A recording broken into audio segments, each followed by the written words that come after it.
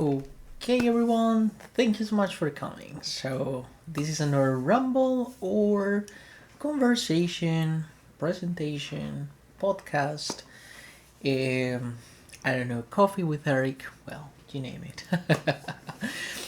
So thank you so much, guys, for watching this video. And, today I have a very interesting topic, which is how do I manage four languages at the same time? And, to have a quite let's say a quite reasonable let's say proficiency is proficiency slash um yeah I'm talking about like proficiency, sorry guys, proficiency slash communication in the four languages that I speak. Okay. Guys, so I would like to start this rumble conversation, as we normally call it, by telling you guys why I had this necessity of dedicating some time to study every day. Also to talk about the flexibility, I consider it is important. I mean, from time to time, because once you are a high achiever, or whenever you're trying to deal with different languages at the same time, there's always a tendency to do more. You know, and sometimes, guys, languages is, or let's say, learning language is like going to the gym. So if you work out with great intensity, for example, let's say 7 days a week, or from Sunday to Sunday, there will be a moment that your muscles will say, "Well, so come on and stop," you know. And I was kind of feeling the same sensation, and I found an interesting approach that maybe could be useful. You can copy that. You can say, "Well, Eric, maybe this is not for me." And of course, it would be nice, guys. I mean, to talk to you about these strategies, and let's say to put it on the table, and for us guys, I mean, to let's say to discuss what things could be improved and so on. So this is not set in stone. The main reason why, guys, sorry, sorry guys, the things that I've had like a sore throat the whole day, but it's okay. Okay, so the first thing to take into account is that I speak English, I speak Spanish, I speak French, and I speak Portuguese. And I started feeling that there were some times that my English was excellent, and then my Portuguese was very low, or my Spanish was excellent, and then my French was a disaster. So I always wanted to have some kind of homogeneity. Like, well, I wouldn't like to have like these significant drops, but something more uniform. For example, if I'm not speaking French, let's say for 2 weeks, let's say more than 30 minutes or 40 minutes, I don't want to have that sensation of tiredness or disconnection from the language, because I remember, guys, in the past I used to study French like every 2 weeks, every 3 weeks. So once I wanted to start again, I was like, oh, I don't remember exactly, let's say, what I study, and so my process was hampered somehow. So I decided, guys, and I don't know if you have ever had these kind of situations in life in which you feel like very lazy, you know? It is true, guys, that I was going through a sad period of time, but not something like sad, like really, really. So, I mean, something to be really sad, but I was like, I don't know, I had no goals in mind, and I was like, okay, so, let's start working, let's finish the day at work, and let's sleep. Let's go to the gym, and that's it. But I said, Eric, you can do more. I mean, come on. I know that you can apply yourself a little bit more. You know. And oh, why am I wearing this? Sorry, guys. It is because at work I normally need to have my, let's say, my earphones, and I was like, no, come on. This is our regular rumbles or conversations. So sorry. Well, after this little break, yeah, guys, I was feeling, I was feeling a little bit stuck, and for me, languages are something primordial for me, and I don't like to have this sensation when a French person is speaking, or when a person in Portuguese is speaking, or in Spanish or in English. I don't like to have that sensation like, oh, I'm not understanding, or I'm not following a reference or something of the kind. So I made a compromise with myself, guys, which was to wake up at 5 a.m. 5:30. I mean, of course, I'm not like, these videos like get ready with me, that I wake up at 5 a.m. and okay, I'm ready to go. No, no, no.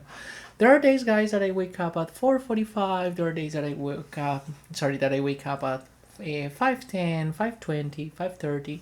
So I like to have this flexibility with me because, I mean, we're humans. And there are days that I don't really want to study and so on. So yeah.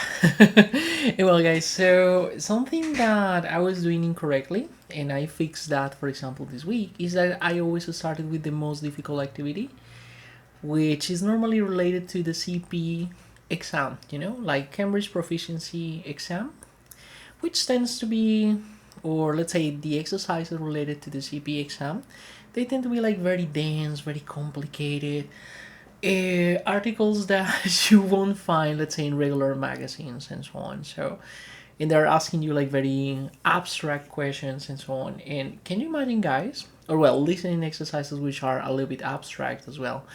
And can you imagine me, guys, 5 a.m. like with this face, like trying to identify that? Of course, my performance was horrible. Of course, or at the same time, I was identifying which areas or let's say how I could improve my performance. But I was like very frustrated, and I thought like, oh, come on, I'm performing really bad and whatever. But anyway, I'm going to tell you guys how I solved it. After that, guys, I decided, or let's say using my previous strategy, I studied a little bit of French by watching a video or studying a little bit of grammar. I have a grammar book, which is very interesting. It's like grammaire intermédiaire, yeah, something like that. And I do some exercises. They are very nice because they give you the explanation and afterwards. And the explanation, guys, is very interesting because it's not like very extensive. It's something like, okay, you can use this verb this way, this way, this way. Be careful with the exceptions. Exercise. Lovely. And also, guys, I decided, or something that helped me a lot, I mean, with my French listening, was to choose only one person. Of course, there are many, let's say, many influencers, many YouTubers, many podcasts that I could have access to, but I said no, no, no. Let's focus particularly on one person, and until I understand almost everything the person is saying, I can move to another, let's say, speakers. And guys, I really believed in my system, and nowadays I can tell that due to this strategy, guys, I'm able to understand, let's say, much better French speakers and so on. So I decided to focus on that. So I'm going to choose this person. I'm going to identify the kind of vocabulary the person uses and everything. I mean, I'm gonna be like super thorough about, hey, let's say the strategy is she, because it's a very interesting woman. Her name is Mariam Gadari, or Mahian Gadehi, and she talks about life, about money, relationships. I mean, she rambles a little bit on different issues, and I think it's nice. I mean, it's refreshing. Not everything. It's not sorry, guys. Not everything should be about like studying and something like very formal. But well, actually, she has really interesting videos on different aspects, religion and so on. So it's very diverse, and I guess, guys, that this is why. Well, I'm quite confident that this is why my French level has improved. So I've been working with these two strategies with my French, So a little bit of grammar, a little bit of listening or watching her, And something that I particularly like to do, guys, is that after watching these videos, or let's say these grammar exercises, I take my ChatGPT account or my cell phone, and I talk to ChatGPT, and I try to explain to it what I've done, during the session. Like, well, I was studying this, let's say, this grammar point. It works this way, this way, this way. And well, so this is the way I do it. After that, guys, I take all the feedback given by ChatGPT. I copy that feedback and I put it where I upload it to Notebook LM. Fascinating, guys, because it gives you the possibility to create mind maps, a podcast, and so on. So it is a very intelligent way, guys. I mean, to organize your study sessions. So just let me plug my computer here. Yeah, there you go. Well, regarding Portuguese, guys, so there's always a word that you can learn. So I'm reading a book by a very famous speaker. Her name is Mel Robbins. Yes, Mel Robbins. I guess so. Yes, Mel Robbins, if I'm not mistaken. Yes. Well, so I'm reading. This is my Kindle. Thanks to this baby, I'm able to speak 4 languages in a quite, let's say, in a quite considerable way. So with this Kindle, guys, I mean, I've read a lot of books in different languages and so on. So what I do is I like to dedicate 5 to 6 minutes to reading, let's say, the different recommendations about this book. The book is called Let Them, if I'm not mistaken. Yeah, because, well, the title was translated into Portuguese. And well, so these are really good strategies, I mean, for you to manage conflict, how not to take things personally. So awesome. The same, guys. I read for let's say 6 minutes, and well, then I report that to ChatGPT and I repeat the process.